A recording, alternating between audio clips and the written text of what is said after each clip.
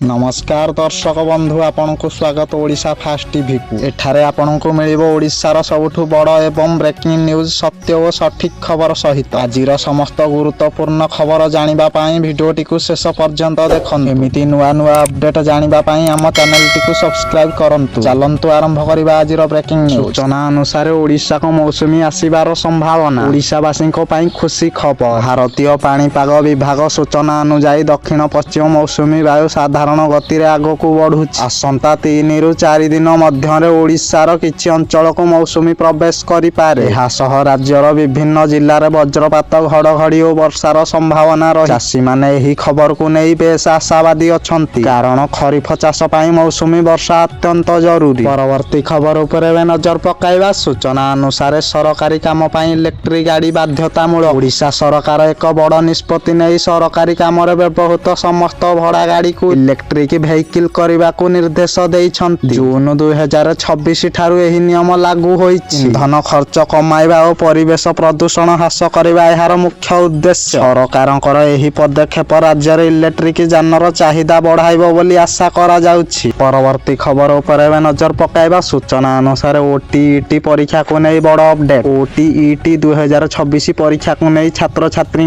मध्य उत्साह बढ़िछि। बोर्ड पक्षरु परीक्षा संबंधी समस्त सूचना ऑनलाइन रे उपलब्ध करा जाइछि। परीक्षार्थी माने निजर आवश्यक तथ्य और निर्देशावली वेबसाइट रे जांच करि पारिबे। परीक्षा को स्वच्छ और श्रृंखलित भावे परिचालना करिबा पई बोर्ड पक्षरु प्रस्तुति जोरदार करा जाइछि। परवर्ती खबर उपरे नजर पकाइबा। सूचना अनुसार भुवनेश्वर रे बढ़ुछि ट्रैफिक चेकिंग। राजधानी भुवनेश्वर रे ट्रैफिक नियम उल्लंघनकारी विरोध रे कड़ा अभियान जारी रहिछि। विशेषकर हेलमेट न पिंधिबा, सीट बेल्ट न लगाइबा और मोबाइल व्यवहार करी गाड़ी चलाइबा भली घटना उपरे पुलिस नजर रखुछि। गत किछि दिन मध्य हजार हजार टंकार जोरिमाना आदाय करा जाय। सड़क दुर्घटना कमाइबा पई एही अभियान को आहुरी जोरदार करा जिवो बोली कमिशनरेट पुलिस सूचना दैछि। परवर्ती खबर उपरे नजर पकाइबा। सूचना अनुसार स्कूल खोलिबा को नै प्रस्तुति। ग्रीष्म छुट्टी शेष हेबा पर राज्यर विभिन्न स्कूल रे पुणी थरे पाठ पढ़ा आरंभ हेबाकू जाउछि। एहाकू नै स्कूल कर्तृपक्ष समस्त प्रस्तुति सराइछन्ति। श्रेणी गृह सफा सुतरा, पीवा पानी और अन्यान्य सुविधा उपर विशेष ध्यान दिया जाइछि। अभिभावक माने मध्य निज पिल्लांको नुआ शिक्षा वर्ष पई प्रस्तुत करूछन्। छात्र छात्री मध्य बेस उत्साह देखा जाइछि। परवर्ती खबर उपरे नजर पकाइबा। सूचना अनुसार युवकों पई नियुक्ति सुजोग। राज्यर विभिन्न विभाग और बेसरकारी कंपनी रे विभिन्न पदवी पई आवेदन आह्वान करा जाउछि। युवक युवती को निज योग्यता अनुसार आवेदन करबा को कुहा जाइछि। सरकार मध्य दक्षता विकास कार्यक्रम उपरे गुरुत्व देउछन्ति। एहा फलरे बेरोजगार युवकों पई नुआ सुजोग सृष्टि हेबो बोली आशा करा जाउछि। परवर्ती खबर उपरे नजर पकाइबा। सूचना अनुसार क्रीड़ा क्षेत्र रे ओडिशा सफलता। ओडिशार खेलाड़ी माने विभिन्न जातीय प्रतियोगिता रे भल प्रदर्शन करी राज्यर नाम उज्जवल करूछन्ति। हॉकी, एथलेटिक्स और अन्यान्य खेल रे युव खेलाड़ी सफलता जारी रहिछि। सरकार मध्य खेल भित्तिभूमि विकास और खेलाड़ी को प्रोत्साहन दबार गुरुत्व देइछन्ति। आगामी दिन रे आहुरी अधिक सफलता मिलिबो बोली क्रीड़ा प्रेमी माने आशा करूछन्ति। परवर्ती खबर उपरे नजर पकाइबा। सूचना अनुसार महिला सुरक्षा को नहीं पुलिस रो सचेतनता अभियान। राज्यर विभिन्न जिल्ला रे महिला सुरक्षा एवं साइबर अपराध रोकिबा पई सचेतनता अभियान चली। स्कूल, कॉलेज और सार्वजनिक स्थान रे पुलिस पक्षरु विशेष कार्यक्रम आयोजन करा जाउछि। ऑनलाइन ठकेई, फेक कॉल एवं सोशल मीडिया अपराध रु किपरि सुरक्षित रहिबे से विषय रे लोकन को सचेतन करा जाउछि। आवश्यक हेले तुरंत पुलिस हेल्पलाइन रे जोगाजोग करबा को परामर्श दिया जाइछि। परवर्ती खबर उपरे नजर पकाइबा। सूचना अनुसार माछ चाषी पई नुआ सहायता योजना। ओडिशा माछ चाषी आय बढ़ाइबा पई सरकार विभिन्न सहायता योजना कार्यकारी करूछन्ति। आधुनिक पद्धति रे माछ चाष, नुआ पोखरी खनन एवं माछ खाद्य पई सब्सिडी दिया जाइछि। एहा फलरे ग्रामांचलर हजार हजार परिवार उपकृत हेबे। मत्स्य विभाग चाषी को प्रशिक्षण मध्य प्रदान करूछि। उत्पादन वृद्धि सह रप्तानी सुजोग मध्य बढ़ियो बोली आशा करा जाउछि। परवर्ती खबर उपरे नजर पकाइबा। सूचना अनुसार डिजिटल सेवा रे ओडिशार अग्रगति। राज्य सरकार विभिन्न सरकारी सेवा को ऑनलाइन माध्यम रे उपलब्ध कराइबा उपरे जोर दैछन्। जमी पट्टा, जातिगत प्रमाण पत्र, आय प्रमाण पत्र और अन्यान्य सेवा वर्तमान डिजिटल माध्यम रे सहज रे मिलुछि। एहा फलरे साधारण लोकंक समय और खर्च उभय बंचुछि। डिजिटल ओडिशा लक्ष्य को सरकार करिबा पई राज्य सरकार आहुरी ଆହୁରି ନୂଆ ପଦକ୍ଷେପ ନେଉଛନ୍ତି।